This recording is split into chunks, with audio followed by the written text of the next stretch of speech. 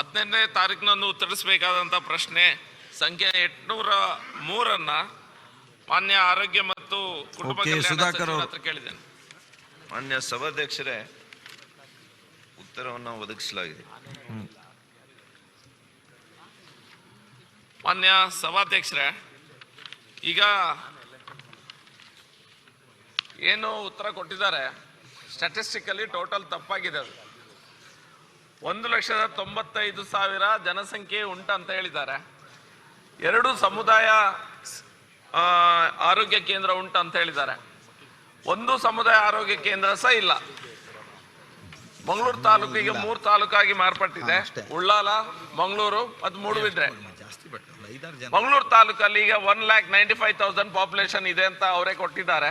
ನಾನು ಸಹ ಅದನ್ನ ಡಬಲ್ ಚೆಕ್ ಮಾಡಿದೆ. 1,95,000 ಪಾಪ್ಯುಲೇಷನ್ ಉಂಟು.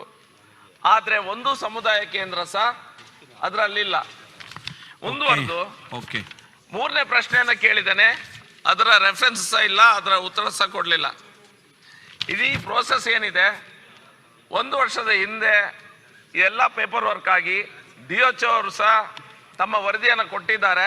ಸಮುದಾಯ ಆರೋಗ್ಯ ಕೇಂದ್ರಕ್ಕೆ ಮೇಲ್ದರ್ಜೆಗೆ ಮಾಡಬಹುದು ಅನ್ನುವಂತ ಫುಲ್ ರಿಪೋರ್ಟ್ ಬಂದಿದೆ. ಅದರ ಮೆನ್ಷನ್ಸ್ ಇಲ್ಲ. ಅದು ಏನಾಗಿದೆ ಅಂತ ಸರ್ ನನಗೆ ಗೊತ್ತಿಲ್ಲ. ಓಕೆ, ಸಚಿವರು.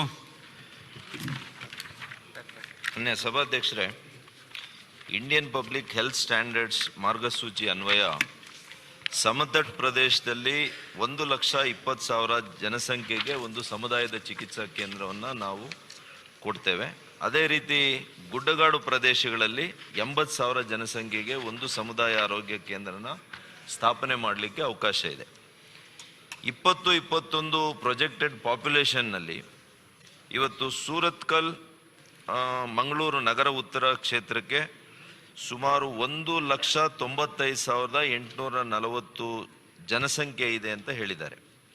ಇದರ ಮಾರ್ಗಸೂಚಿ ಅನ್ವಯ 2 ಸಮುದಾಯ ಆರೋಗ್ಯ ಕೇಂದ್ರ ಸ್ಥಾಪನೆ ಮಾಡಲಿಕ್ಕೆ ಅವಕಾಶ ಇದೆ. ಈಗಾಗಲೇ ಮಂಗಳೂರು ತಾಲೂಕಿನಲ್ಲಿ 2 ಸಮುದಾಯ ಆರೋಗ್ಯ ಕೇಂದ್ರಗಳು ಕಾರ್ಯನಿರ್ವಹಿಸ್ತಾ ಇರೋದ್ರಿಂದ ಮತ್ತೆ ಬೇರೆ ಮೇಲ್ದರ್ಜೆಗೇರಿಸುವಂಥ ಅವಕಾಶ ಇಲ್ಲ. ಈಗಾಗಲೇ ಮುಲ್ಕಿ ಸಮುದಾಯ ಆರೋಗ್ಯ ಕೇಂದ್ರ ಇದೆ, ಮೂಡುಬಿದ್ರೆ ಸಮುದಾಯ ಆರೋಗ್ಯ ಕೇಂದ್ರ ಇದೆ. ಒಂದು ವೇಳೆ ಸೂರತ್ಕಲ್ ಪ್ರಾಥಮಿಕ ಆರೋಗ್ಯ ಕೇಂದ್ರನ ಇವತ್ತು ಸಮುದಾಯ ಆರೋಗ್ಯ ಕೇಂದ್ರ ಆಗಿ ಮೇಲ್ದರ್ಜೆಗೇರಿಸಿದರೆ ಇದು ಮಂಗಳೂರು ತಾಲೂಕಿನಲ್ಲಿ 3ನೇ ಸಮುದಾಯ ಆರೋಗ್ಯ ಕೇಂದ್ರ ಆಗ್ತದೆ. ಈಗ ತಕ್ಷಣಕ್ಕೆ ಇವತ್ತು ನಮ್ಮ ಮಾರ್ಗಸೂಚಿ ಪ್ರಕಾರ ಇದಕ್ಕೆ ಅವಕಾಶ ಕಡಿಮೆ ಇದೆ. ಆದರೆ ಇದನ್ನು ಈ ಪ್ರಪೋಸಲನ್ನು ಹೊಸದಾಗಿ ನಾವು ಈ ಪ್ರಸ್ತಾವನೆಯನ್ನು ನಾವು ಪರಿಶೀಲಿಸ್ತೀವಿ. ಓಕೆ ಸರ್, ಒಂದು ಸ್ಟ್ಯಾಟಿಸ್ಟಿಕ್ಸ್ ಏನು ಕೊಟ್ಟಿದ್ದಾರೆ ತಪ್ಪುಂಟದು. ಮಂಗಳೂರು ತಾಲೂಕಲ್ಲಿ ಒಂದೇ ಒಂದು ಸಮುದಾಯ ಕೇಂದ್ರ ಇಲ್ಲ. ಅವ್ರು ಯಾರು ನನಗೆ ಕೊಟ್ಟಿದ್ದಾರೆ ಗೊತ್ತಿಲ್ಲ ಸರ್. ಅದು ಒಂದೇ ಒಂದು ಸಮುದಾಯ ಕೇಂದ್ರ ಇಲ್ಲ ಇರುವುದು ಮುಲ್ಕಿ ಮೂಡುಬಿದ್ರೆ ಕ್ಷೇತ್ರದಲ್ಲಿ. ಅದು ಬೇರೆ ತಾಲೂಕದು. ಉಳ್ಳಾಲ್ ತಾಲೂಕಲ್ಲಿ ಮತ್ತೊಂದುಂಟು ಕಾದಾವರ ಕ್ಷೇತ್ರದಲ್ಲಿ. ಇಲ್ಲಿ ಸಮುದಾಯ ಕೇಂದ್ರ ಇಲ್ಲ. 1,95,000 ಪಾಪ್ಯುಲೇಷನ್ ಉಂಟಂತ ವಾಟ್ ಎವರ್ ಸ್ಟ್ಯಾಂಡರ್ಡ್ಸ್ ನನಗೆ ಕೊಟ್ಟಿದ್ದಾರೆ, ಅದು ಕರೆಕ್ಟು. ಇದೇ ವಿಷಯ ಒಂದು ಅಧಿವೇಶನದಲ್ಲಿ, ಲಾಸ್ಟ್ ಅಧಿವೇಶನಕ್ಕಿಂತ ಮುಂಚಿನ ಅಧಿವೇಶನದಲ್ಲಿ ಮಾನ್ಯ ಮಂತ್ರಿಗಳೇ ಅದನ್ನು ನೆಕ್ಸ್ಟಲ್ಲಿ ನಾವು ತಗೊಳ್ತೇವೆ ಅನ್ನುವಂಥ ವಿಷಯ ಸಹ ಹೇಳಿದ್ದಾರೆ. ಮುಖ್ಯಮಂತ್ರಿಗಳು ಸಹ ಅದನ್ನು 91, 92 ಅಲ್ಲಿ ಇದನ್ನು ತೆಗೆದುಕೊಳ್ಳುವುದು ಅಂತ ಫೈಲನ್ನು ಮಾಡಿದ್ದಾರೆ. ಆ ಫೈಲ್ ಎಲ್ಲಿದೆ ಅನ್ನುವಂಥದ್ದು, ಅದು ಯಾವ ಸ್ಥಿತಿಯಲ್ಲಿದೆ ಅನ್ನುವಂಥದ್ದನ್ನು ನಾನು 3ನೇ ಪ್ರಶ್ನೆಯನ್ನು ಕೇಳಿದ್ದೇನೆ. 3ನೇ ಪ್ರಶ್ನೆಗೆ ಉತ್ತರ ಬರಲಿಲ್ಲ. ಪ್ರಶ್ನೆ ಕಾಪಿ ಬೇಕಾದ ನನ್ನ ಹತ್ರ ಉಂಟು. 3ನೇ ಪ್ರಶ್ನೆಯ ಉತ್ತರ ನನಗೆ ಸಿಕ್ಕಿದಂಥ ಉತ್ತರದಲ್ಲಿ ಇಲ್ಲ. ಸಚಿವರು. ಸುಧಾಕರ್, ಈಗ ಒಂದು ಸಣ್ಣ ಕನ್ಫ್ಯೂಷನ್ ಅಂತ ಹೇಳಿದ್ರೆ, ಏನು ಈ ಹಿಂದೆ ಮಂಗಳೂರು ತಾಲೂಕಿನಲ್ಲಿ ಮೂಡುಬಿದ್ರಿ ಮತ್ತು ಮುಲ್ಕಿ ಸೇರಿತ್ತು. ಆವಾಗ ಏನಾಗಿದೆ ಅಂತೇಳಿ ಮಂಗಳೂರು ತಾಲೂಕು ವ್ಯಾಪ್ತಿಯಲ್ಲಿ 2 ಸಮುದಾಯ ಕೇಂದ್ರ ಇತ್ತು. ಒಂದು ಮೂಡುಬಿದ್ರೆಯಲ್ಲಿದೆ, ಒಂದು ಮುಲ್ಕಿಯಲ್ಲಿದೆ. ಈಗ ಏನಾಗಿದೆ ಅಂತ ಹೇಳಿದ್ರೆ ಮೂಡುಬಿದ್ರಿ ಸಪ್ರೇಟ್ ತಾಲೂಕು ಆಗಿದೆ. ಆವಾಗ ಮೂಡುಬಿದ್ರಿ ಸಮುದಾಯ ಕೇಂದ್ರ ಮಂಗಳೂರು ತಾಲೂಕು ವ್ಯಾಪ್ತಿಗೆ ಬರೋದಿಲ್ಲ. ಇನ್ನೊಂದು ಮುಲ್ಕಿಯಲ್ಲಿದೆ, ಅದು ಸಪ್ರೇಟ್ ತಾಲೂಕು ಆಗಿದೆ.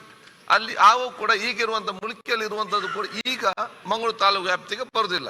ಅದರಿಂದ ಈಗ ಬರುತ್ತಿಲ್ಲ ಅಂತ ಹೇಳಿದ್ದಾರೆ. ಆದ್ರೆ ಸೋತ್ಕಲ್ ಇದು ಅತಿ ಆಗತ್ತೆ. ಯಾಕಂದ್ರೆ MRPL, NMPT ಹಲವಾರು ಇಂಡಸ್ಟ್ರಿಯಲ್ ಏರಿಯಾ ಕೂಡ ಇದೆ. ಇಂದಿನ ಶಾಸಕ ಮೊಯ್ದೀನ್ ಬಾಬು ಕೂಡ ಬಹಳ ಟ್ರೈ ಮಾಡಿದ್ರು ಇದ್ದಾಗ ಕೂಡ ಇದೇ ಒಂದು ಟೆಕ್ನಾಲಜಿ ಆಗ್ಲಿಲ್ಲ.